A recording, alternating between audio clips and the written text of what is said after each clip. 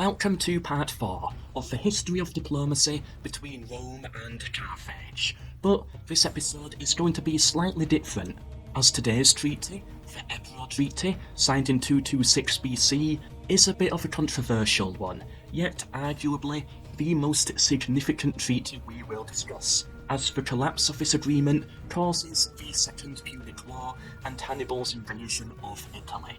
In this video, we will attempt to decipher legally which empire was at fault here. Let's start off with the basic original theory of what this treaty was. Rome entered into talks with Carthage's Hasdrubal the Fair in 226 BC. There, they signed the Ebro Treaty. If armed, Romans were not allowed to go south of the river Hybernus, and Carthaginians were not allowed to go north of the river. However, Rome allied itself with the city of Sagantum, which lay south of the river, in the Carthaginian sphere of influence.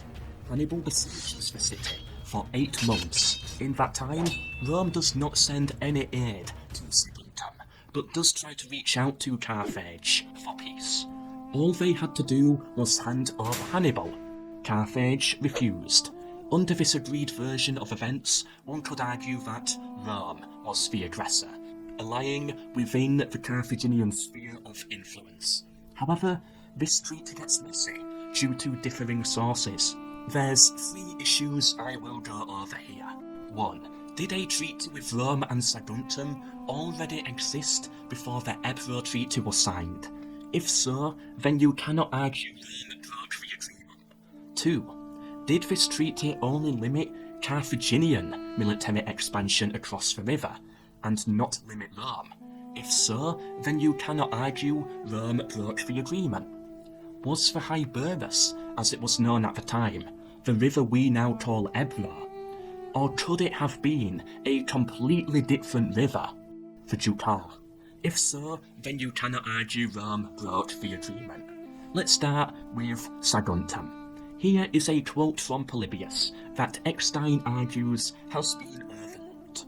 He points out that this is more than a reference to a relationship existing between Rome and Saguntum when Hannibal came into power, but a reference to a relationship between the two existing during the time of Hamilcar, Hannibal's father. There was land, it seems, in Spain that Hannibal was advised to avoid attacking due to their relations with Rome. The quote, however, can be interpreted to just be a general reference to Hamilcar stating, "Don't give the Romans a reason for war," and Hannibal using that knowledge to make his decision not to attack Saguntum.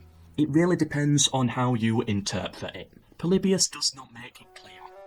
If we assume that Rome allied Saguntum before the Ebro Treaty was signed, then it's unfair to judge Rome as being aggressive for holding on to the alliance after the signing. Moving on to the second point. This is what we hear about the treaty from Polybius. The Romans having sent envoys to Hasdrubal and made a treaty, in which no mention was made of the rest of Spain, but the Carthaginians were allowed to cross the Ebro in arms. As you can see, there is no mention of Rome not being allowed to cross the river. It's only Carthage.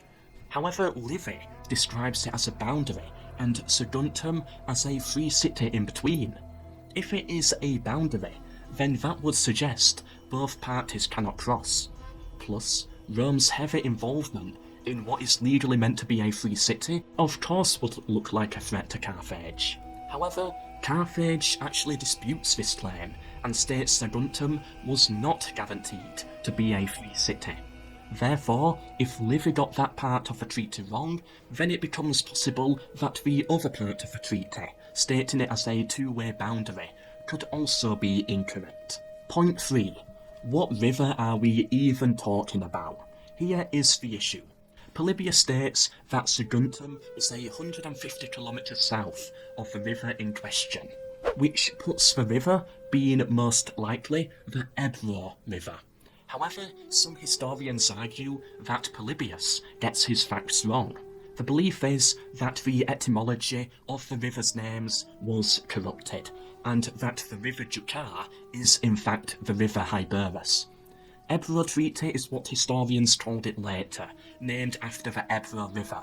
However, the river in the treaty is called the Hyberus, so really the name of the treaty means very little. It should really be called the Hyberus Treaty. Evidence for this theory of Polybius being wrong is in the multiple sources that say the war began when Hannibal crossed the Ebro. Logically, if we assume the northern river is the Ebro, then why does Hannibal cross the Ebro to get to Sagantum? Polybius's chronology does not fit. In fact, it must therefore be the southern river, the Jucar. The Punic War mentions that Hannibal crossed the Ebro, triggering the war a total of 7 times. Many historians now, including Miles, argue that the river was in fact the Jucar, meaning Rome broke no treaty at all, and it was all Carthage. In conclusion, it comes down to this. Many contemporary historians made a mistake in the past, and we don't know for certain who is correct. Ultimately, the majority of the evidence does seem to point towards Carthage breaking the treaty, and not Rome. Even if we assume the Ebro River was the northern one, and the alliance was made after the signing of the treaty, and that Rome was also forbidden from crossing it, then we still have to factor in that the treaty did not necessarily limit, to the best of our understanding, empires signing alliances with powers on the other side of the river. The only rule we know of is that they could not cross bearing arms. Rome was certainly aggressive, and could have certainly been pushing for a new war. But legally, in my opinion, the odds are that Hannibal triggered the war. However, we have to factor in that the historians of the day whose disputes have caused this confusion were Roman. Therefore, it is possible that there is a bias in the records. Historians may be altering details slightly to fit a certain narrative. In conclusion, we don't know anything. Thanks for watching. You probably come out of this video knowing less than you did coming into it. Please remember, this is only a basic overview. Let me know what you think, and post any additional evidence you may wish to present down in the comments below. Next week, we will be covering the treaty ending the Second Punic War. This has been the history of diplomacy.